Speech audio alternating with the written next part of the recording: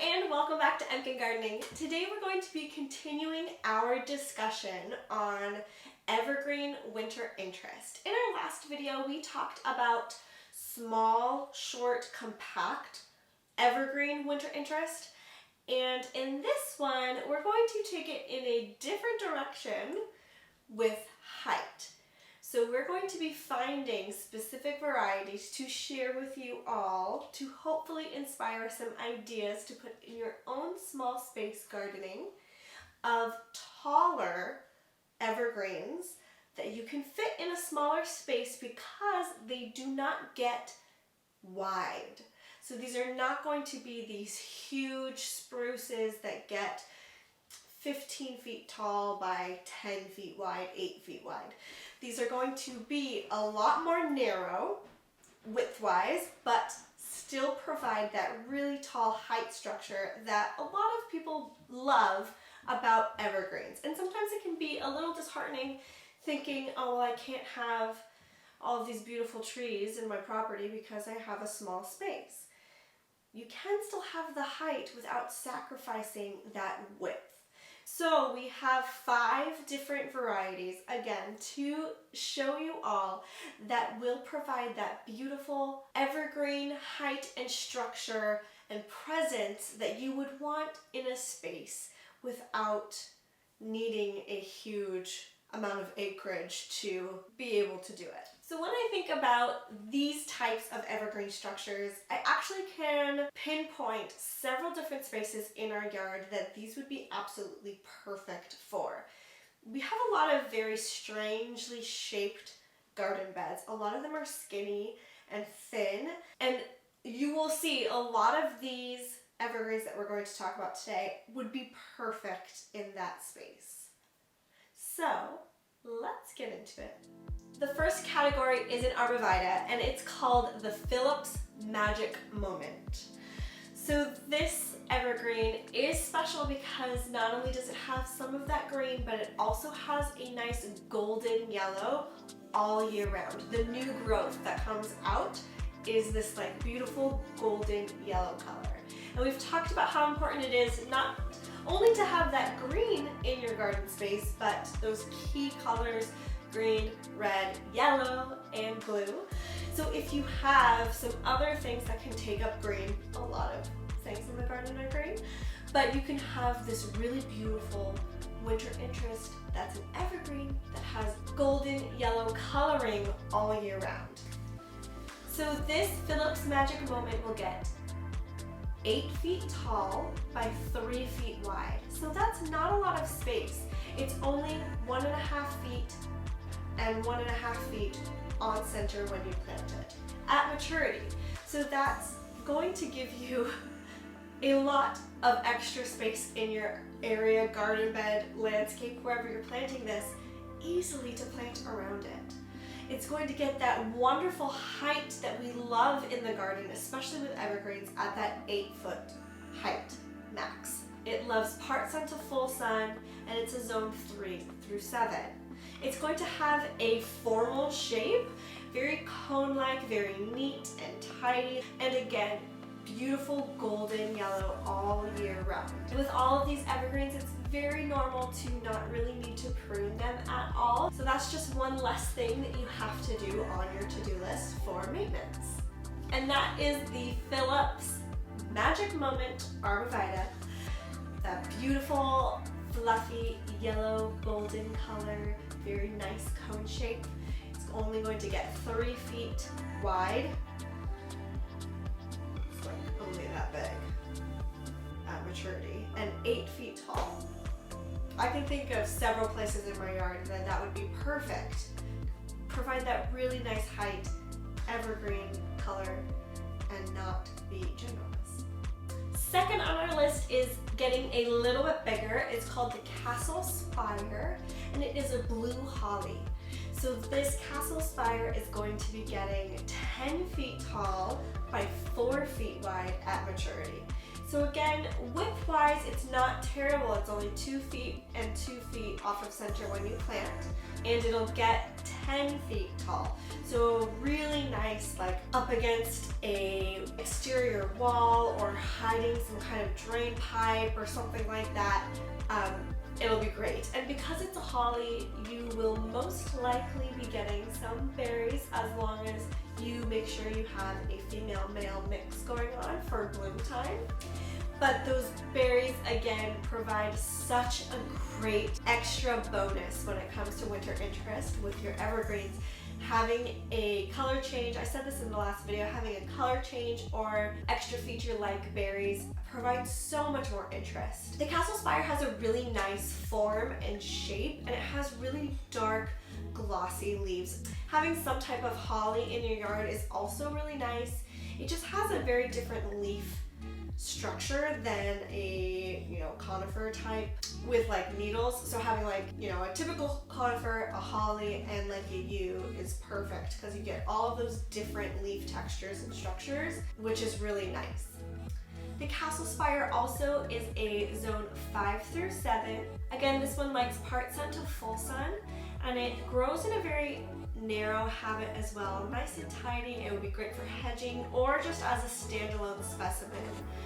It's absolutely beautiful, and it looks great with some snow on it as well. For our third category, we are moving on to yews. We talked a lot about yews in our last video. We have yews in our backyard. They are similar to the ones that we're going to be talking about. Ours in our backyard are only getting around 3 to 4 feet in width, but I think they get over 12 feet at maturity. So they get pretty tall back there. But we have 2 yews within this category number 3 that we're going to talk about. Again, keeping that narrow growth habit, nice and narrow width with really nice height. The first one we have is called Stonehenge Yew. And like all yews, this one will like full shade to full sun. Yews are wonderful because they do so well in shady environments. So when you're looking for evergreens to put in a shady area, yews would be an absolute great option for that.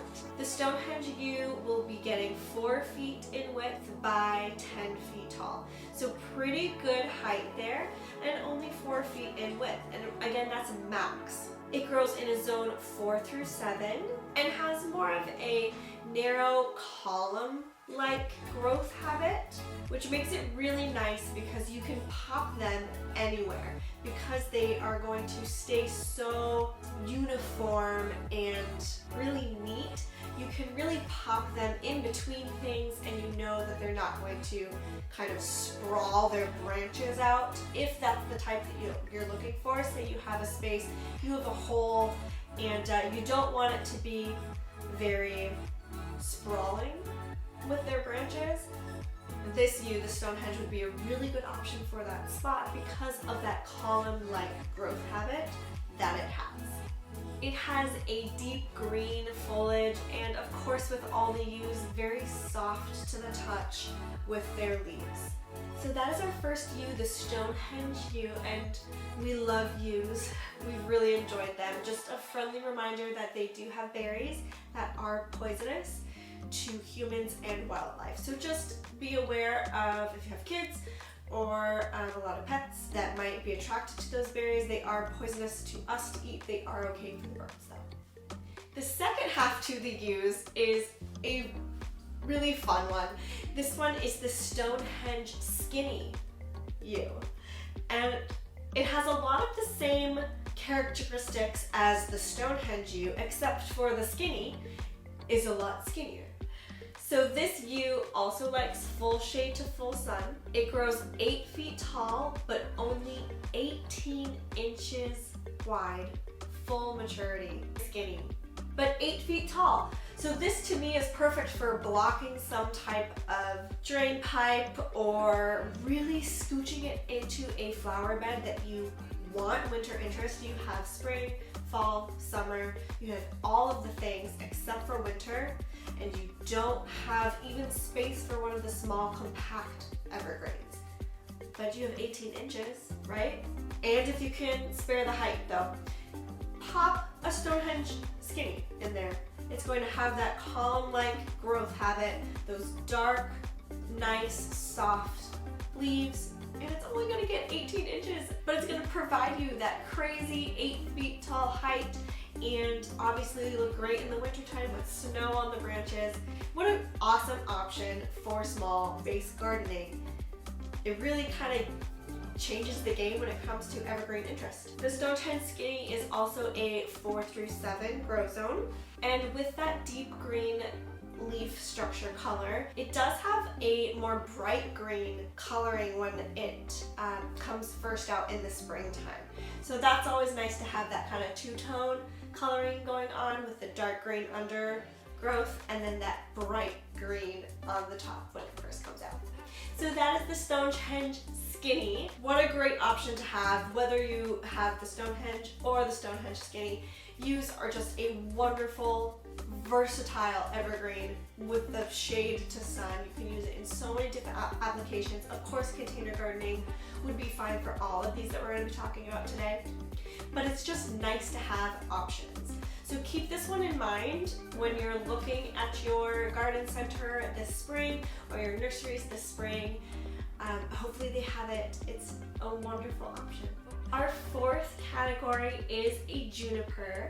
This one is called the Arborvitae juniper. This one has a beautifully striking coloring of icy blue.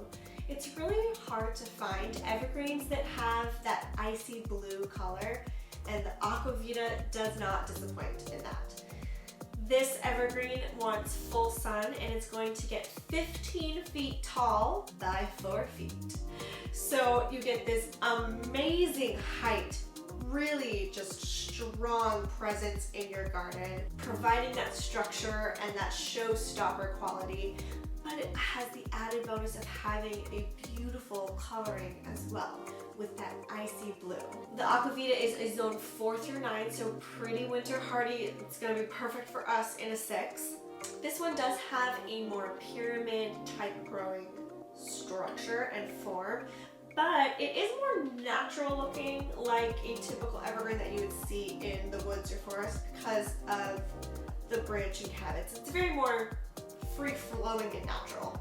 And of course, you just can't go wrong with that icy blue coloring for this evergreen. The Arborvitae is something very new to have that type of color in a more narrow growth habit. You still get that wonderful 15 feet height, but very narrow, only 2 feet on each side when you plant it on center. So that is the Arborvitae juniper. And for our final category, our 5th category, we have a dwarf Alberta spruce. Now we actually have this, we planted it in our garage bed just to winter it over. It's probably not going to stay there. However, we just needed somewhere to plant it to make sure it wintered over really nicely and not in its little nursery can, just to provide it a little bit more of a safety net over the winter. But we do have a dwarf Alberta spruce. And like we said in our other video, there are so many varieties out there that pertain to this exact topic that we're talking about. These are just some examples that we're hoping will spark interest for you all of the different varieties that are out there. There are so many more. So if these ones are not in your garden center, there are a ton of other options that I'm sure would be just as suitable, like this dwarf Alberta spruce.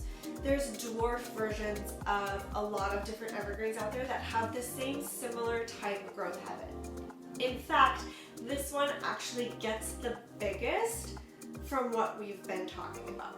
So while it doesn't get the tallest, it only grows to 8 feet. It is a slow grower. It will only get to 8 feet tall. It will get the widest out of what we've been talking about today at 5 feet wide. This spruce grows in a really compact pyramid shape as well, and is a zone 2 through 8, which is super winter hardy and is a great feature to have as an evergreen in our New England space. It has that very iconic spruce leaf structure with the needles. And this is a great option for topiaries if you wanted to prune your spruce into designs or spirals. This is a great evergreen to do that with. Of course, it would also be great in containers, keeping with that really dark green coloring. And of course, you just think about Christmas trees when you think about Alberta spruces. So this is also something that appeals to us as well, because we have so many electrical outlets out in our backyard. Being able to wrap Christmas lights around a dwarf Alberta spruce that only gets 8 feet tall, but is in the ground, you know, it's only taking up 5 feet. Being able to wrap some Christmas lights around there, that would be spectacular. So that is the dwarf Alberta spruce. Again, we have this in our backyard. It's a little baby though, but eventually it will get to that 8 feet tall, 5 feet range, and we will be transplanting it into its permanent home this year.